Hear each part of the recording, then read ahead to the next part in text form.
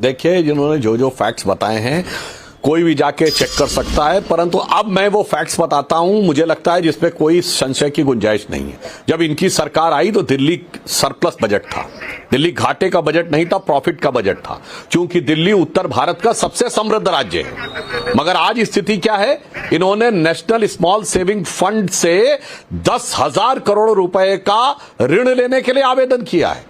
जब इनकी सरकार आई 2015-16 में कोई जाके चेक कर ले, 1.54% ऑफ द जीडीपी का सरप्लस था, अब 0.3 पे आया और इस साल निगेटिव। पहली बार जो मुनाफे का बजट था वो अब घाटे के बजट में तब्दील होने जा रहा है। 2016-17 में इन्होंने 2,600 करोड़ रुपए लिए थे नेशनल स्मॉल सेविंग स्कीम से, फिर उसके बाद आने वाले वर्षों में कुल मिलाकर इन्होंने 11,000 करोड़ रुपए लिए। उसके बाद अब एक अकेले साल में 10,000 करोड़ देने की बात कही है।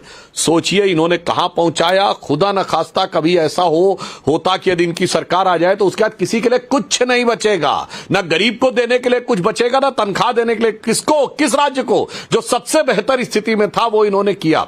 पंजाब में कोई जाके चेक कर ले कि इनकी सरकार आने से पहले 2022 से पहले कितना इन्वेस्टमेंट आ रहा था और आज 3 साल के बाद कितना इन्वेस्टमेंट आ रहा है।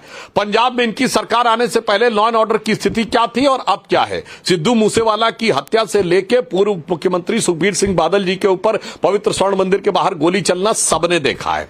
अब हम इनको यह बताना चाहते हैं समस्या क्या है। इन्होंने कहा मुफ्त बिजली 80% लोगों के साथ, तो मैं लोगों को बताना चाहता हूं पंजाब में 80% लोगों को मुफ्त बिजली मिल रही। पंजाब जो किसी जमाने में उत्तर भारत का सबसे समृद्ध राज्य होता था, वहां 80% लोग बिजली देने लायक नहीं रह गए। कहां पहुंचा दिया भाई आपने। गजब की बात है। कहां कहते थे आनंद रंगनाथन आप हाथ उठा रहे थे, वहां से तो आपका काउंटर और वहां पे हाँ, देखिए मैंने सिंपल सा सवाल एक पूछा था। अभिषेक जी मैं आ रहा हूँ, एक सेकंड मुझे चांस दीजिएगा। प्रियंका जी ने बहुत सारी ऐसी बातें कही थी, पर मैंने एक ही सवाल, मुझे पता था मैं 10 सवाल पूछूंगा तो प्रियंका जी एक का भी जवाब नहीं देंगी, इसलिए मैंने एक पूछा कि केजरीवाल जैसे आम आदमी को, जो कि 15-20 दिन स्लम में रह के इन्होंने आमरण अनशन किया था, उनको सोना की क्या जरूरत पड़ गई करोड़ों रुपए के, उसका जवाब इन्होंने दिया नहीं। और इन्होंने ये कहा कि पंजाब में हमने 1000 मोहल्ला क्लिनिक्स बनाई हैं। वो अलग बात है कि घोटाला रहने दीजिए मोहल्ला क्लिनिक का, लेकिन इनका वायदा कितना था? 16,000 मोहल्ला क्लिनिक। पंजाब में इनका वादा क्या था कि 1,000 रुपए पर मंथ देंगे, एक महिला को इन्होंने दिया, ये इन्होंने बात करी नहीं। लेकिन अब मैं प्रियंका जी आपके अब फार्म फायर्स रोक देंगे, बहुत सारी चीजें, ड्रग को 1 महीने में प्रॉब्लम खत्म कर देंगे, एक भी प्रॉमिस पूरा नहीं किया है। लेकिन मैं उस पर नहीं आना चाहता, मैं अभिषेक जी से एक सवाल पूछना चाहता हूं। सुधांशु जी से ज्यादा आपका भांडाफोड़ आपके कार्यक्रम में अभिषेक जी ने किया है, मैं इनकी दाद देता हूं। लेकिन अभिषेक जी मैं आपसे ये पूछना चाहता हूं, दिल्ली के लोग ये भी सुन रहे हैं कि आपने इतना बड़ा घोटाला, सब स्कैम आपने गिन दिए, आप अभी भी आपके साथ नेशनल लेवल पे क्यों हैं? इतने आदमी के साथ आप क्यों खड़े हुए हैं? आनंद भाई पहले मैं आपको डंके की चोट पे कुछ सुनाना चाहता हूँ, जरा सुनिएगा, फिर मैं आपकी डंके की चोट ठीक करूंगा। ये सुनिए।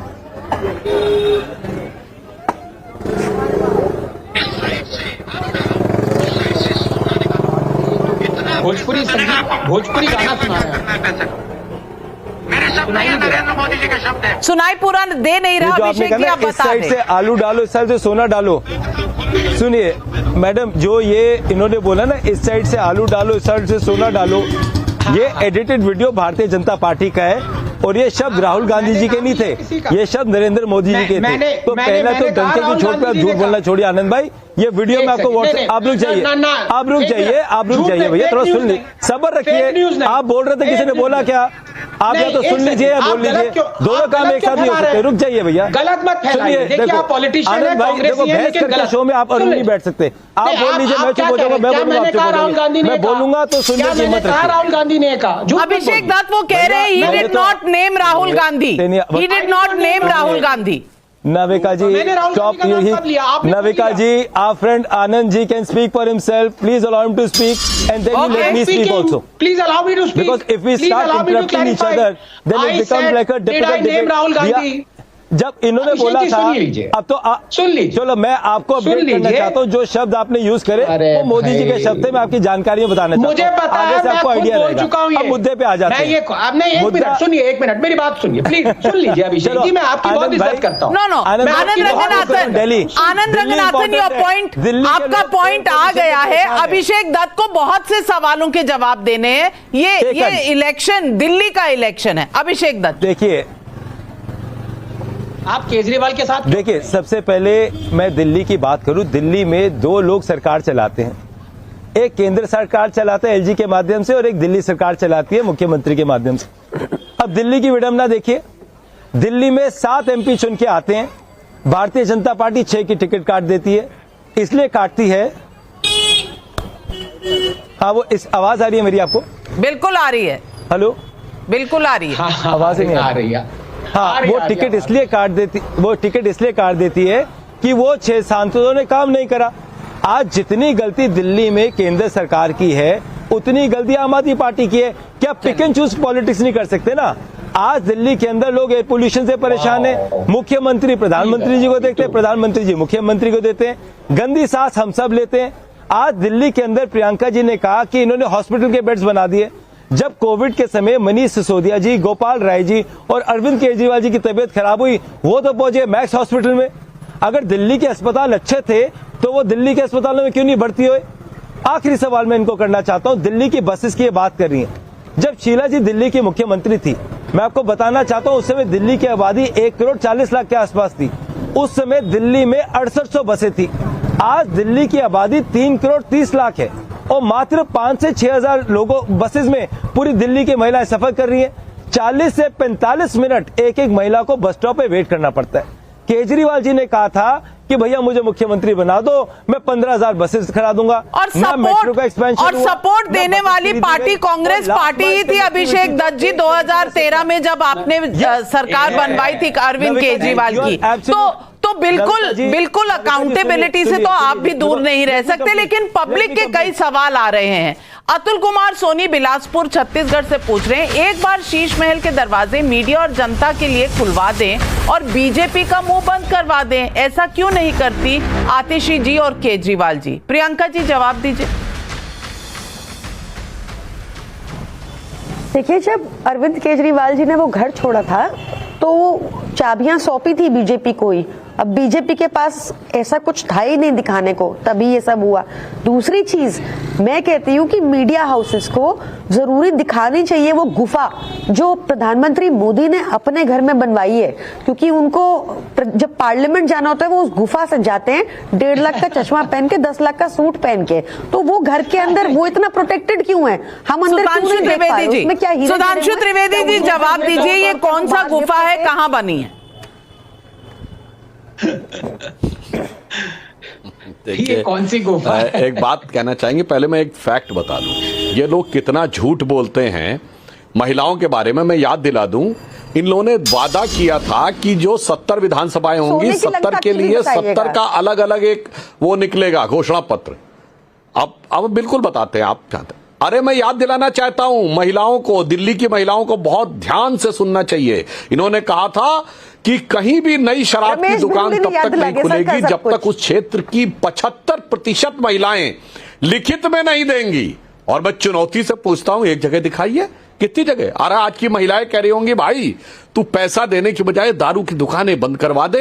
ये 1000-2000 के चक्कर में हजारों का इलाज का खर्चा आएगा। कुछ साल के बाद किसी का लिवर खराब होगा, किसी की किडनी खराब होगी और जाने क्या क्या घर होगा, जिसके लिए कहा गया ना, हजारों घर है डूबे बोतलों के बंद पानी में, जो इस पानी में डूबे वो न उबरे जिंदगानी में। मगर अफसोस कि पूरी दिल्ली में दारू का दरिया बहाकर लोगों को बेवकूफ बनाने की बात कर रहे हैं। और दूसरी बात कहना चाहता हूं, प्रधानमंत्री जी की गुफा, ये क्या आपको समझ में आता है भाई? मैं बताना चाहता हूं, अंडरग्राउंड, आपको पता दुनिया का सबसे शक्तिशाली देश कौन है? अमेरिका। कभी आप वहां गई हैं?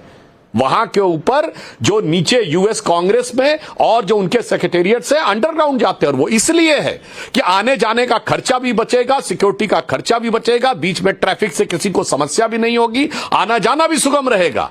और ये दुनिया के सब बड़े देशों में है। मगर अफसोस क्या बताएं, जो सबसे पढ़ा लिखा नेता होने का दावा करता है उसी को नहीं पता। इसीलिए प्रियंका जी अभी अनाप शनाप पता नहीं क्या करी थी, इतने की कार और इतने का हवाई जहाज। कौन सा हवाई जहाज? कोई मोदी जी का पर्सनल हवाई जहाज है? जैसे इनका तो शीश महल का पर्सनल है, जैसे अभी आनंद रंगनाथन ने कहा था ये बात। मगर मैं एक बात और कहना चाहता हूं, देखिए इन दोनों दलों में समानता देखिए। 2013-14 में आम आदमी पार्टी कैरेक्टर क्या था? मुझे चाहिए जन लोकपाल। वो टोपी ओपी थी, वो गायब हो गई। आम आदमी कांग्रेस का कैरेक्टर क्या था? राहुल गांधी जी एकदम यंग बॉय की तरह, बाबा ब्रिगेड कही जाती थी, क्लीन शेव बबुआ की तरह लगते थे। अब मुझे इस रूप से वोट मिलेगा। 2019 का चुनाव आते आते राहुल गांधी जी ने अपना विचार बदला, जनेऊधारी हिंदू हो गए, पुष्कर में आकर अपनी जाति और गोत्र बताने लगे। आम आदमी पार्टी ने अपना स्टाइल बदला, इन्होंने मफलर छोड़ा, टोपी छोड़ी। अब आइए 2024 का चुनाव आते आते आम आदमी पार्टी एकदम पलट गई। इनका तो पलटाव दिखाई पड़ता है। कांग्रेस भी बिल्कुल पलट गई।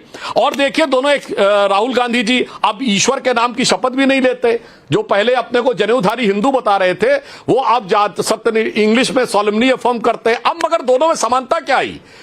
वही कांग्रेस पार्टी जो किसी जमाने में सिर्फ पीएम का चेहरा आगे रखती थी और पीछे से सुपर पीएम चलाता था, आज इनके ऊपर संगति का ऐसा दोष आया है कि सीएम का चेहरा आगे है और पीछे से सुपर सीएम चलाता है। मुझे लगता है राजनीति में आम आदमी पार्टी को की पहली सत्ता कांग्रेस ने इनको सत्ता की पालकी ढोकर सत्ता की दहलीज पार कराई थी, और उसके बाद से कांग्रेस का ऐसा प्रभाव आया है कि जिस चीज के लिए कांग्रेस की आलोचना करते थे वही आज इनकी हमसाया हो गई। तो मुझे लगता है कि आप मान लो कांग्रेस आम आदमी पार्टी से कह रही है कि रफ्ता रफ्ता वो मेरी हस्ती का साया हो गए, तो पूरी हस्ती इनके ऊपर दिखाई पड़ी।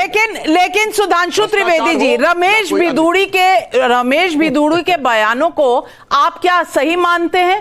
क्या उनका टिकट विड्रॉ नहीं होना चाहिए इस तरह के बयान उन्होंने दिए? देखिए रमेश भिदुड़ी जी का बयान सर्वथा अनुचित है और ये बहुत दुर्भाग्यपूर्ण है, और इसके लिए उन्होंने खेद भी व्यक्त किया है। मैं बिल्कुल इस बात पे ईमानदारी से कहता हूं, पार्टी ने भी इस विषय के ऊपर किया और उन्होंने इसके लिए सीधे सीधे खेद व्यक्त किया है, माफी मांगी है। मगर मैं नाविका जी पूछना चाहता हूं, शांति धारीवाल तो मंत्री थे, उन्होंने कहा था राजस्थान में रेप इसलिए ज्यादा होते हैं कि ये मर्दों वाला प्रदेश है। क्या उन्होंने मंत्रिमंडल से हटाया गया था उनको? और याद करिए, ये तो केजरीवाल जी वो है ना जिन्होंने दिल्ली की विधानसभा में खड़े होकर कश्मीर फाइल्स फिल्म का मजाक उड़ाया था, जिस कश्मीर की घटना में 5 लाख हिंदुओं से कहा गया था तुम छोड़ के चले जाओ कश्मीर और अपनी बेटियों को छोड़ के चले जाओ। जिन्होंने ये गलतियों से किसी पुरानी गलतियों से किसी की गलती धुल नहीं जाती, और रमेश भिदुड़ी जी रिपीट ऑफेंडर है। पार्लियामेंट में उनके बयान, अब उनके बयान ये बिल्कुल नाकाबिले बर्दाश्त है, अनएक्सेप्टेबल बयान है।